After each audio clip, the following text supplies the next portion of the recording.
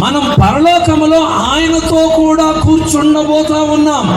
ఆయనతో కూడా ఎందుకు కూర్చోబెట్టాడంటే, మనము ఈ యుగములో పొందిన కృపాతిశయము ఎంత ఉన్నతమైనదో రాబోయే యుగాల్లో ప్రసంగించడానికి. పరలోకానికి తెలియని సందేశం ఒకే ఒక సందేశం ఉంది, అది కృపా సందేశం. దేవుని రాకడ చాలా దగ్గరగా ఉంది. ఆ రాకడలో దేవుడు మేఘారుడే వస్తున్నాడు. ఆయన వచ్చేసరికి సంఘమంతా సంతోషించే గుంపులో ఉందో, లేక ఏడ్చే గుంపులో ఉందో, రొమ్ము కొట్టుకున్న గుంపులో ఉందో, ఈ రాత్రి మీకు నేను చాలా అరిటిపడవలసినట్టుగా విషయాలు మీకు నేను తెలియచేస్తాను. అలా తెలియచేసే ముందు ఆయన ఎలా వస్తున్నాడట? మేఘారుడే వస్తున్నాడు. నోరు తెలుస్తుంది, రామని చెప్పండి. ఆయన రాకడ చాలా దగ్గరగా.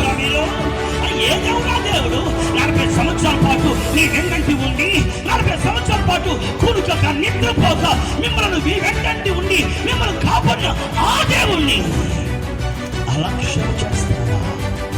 బాధల దేవుడికి కాదంటారా? 23 వచ్చిన అంటాడు కదా, నన్ను అలక్ష్యం చేసిన వారిలో ఎవరు కూడా ఆ దేశాన్ని చూడరు. నన్ను అలక్ష్యం చేస్తారా? నన్నే లెక్క చేయరా?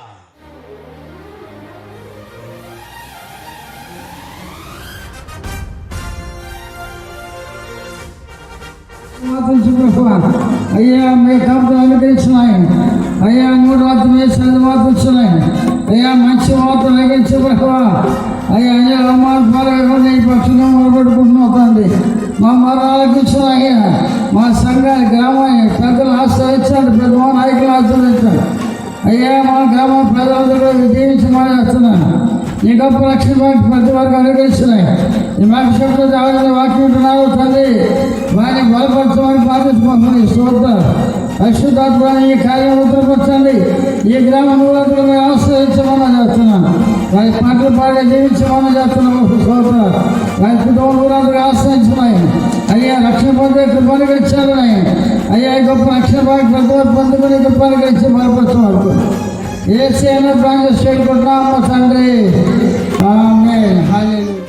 ఈ కరెంట్ పనిషన్లోనూ ఆయన నిత్య పెండాలంతా కూడా తోడుగా ఉండండి నాయన. మీకు వేలాది వందనాలు నాయన. సంఘాన్ని సంఘ బిడ్డలను పెద్దమ్మలను కూడా జ్ఞాపకం చేసుకో తండ్రి. నీ స్తోత్రంలో ఇంకా నిన్ను గుర్తెరగి నశించుకోవచ్చు వారితో మాట్లాడండి. ఏసీ స్తోత్రంలో సాధ్యం నాయన, అసాధ్యం ఏది లేదు నాయన. సహాయం చేయండి నాయన. మీ స్తోత్రంలో మీరే అండగా ఉండండి, కొండగా ఉండండి, కోటగా ఉండండి, ఆశ్రయదుర్గంగా ఉండండి. ఘనత మహిమ ప్రభావం పొందండి. నదులని యేసునామమున అడుగుతున్నాను తండ్రి. ఆమేన్.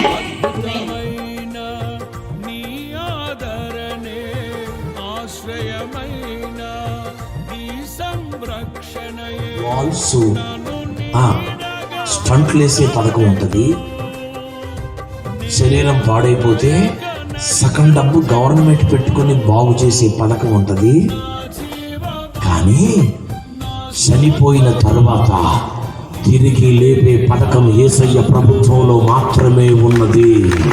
హల్లెలూయా.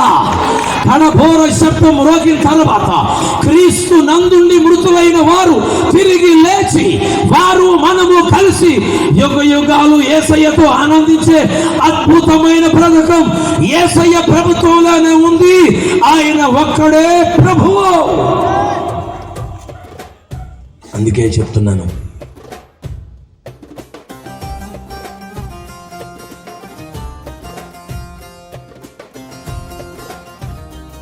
ఏ మేఘం మీద వెళ్ళాడు, ఏ మేఘం మీద వెళ్ళాడు అదే మేఘం మీద వస్తున్నాడు.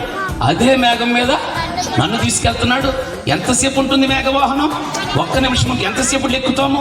కొన్ని రెప్పపాటుకాలం ఎక్కాలంటే ఏం చేయాలి? సిద్ధపడాలి. ఎక్కడ సిద్ధపడాలి?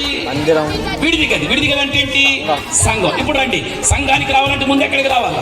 మందిరానికి రావాలి. మందిరానికి వచ్చిన తర్వాత ఎక్కడికి రావాలి?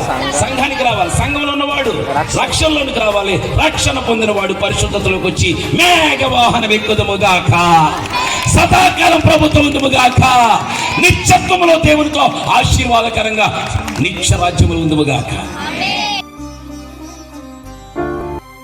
చిరకాలము నాతో ఉంటానని క్షణమైన సంగమో లేదని ఎప్పుడు అర్థం చేసుకుంటారు మీ ఆత్మీయ తండ్రిని?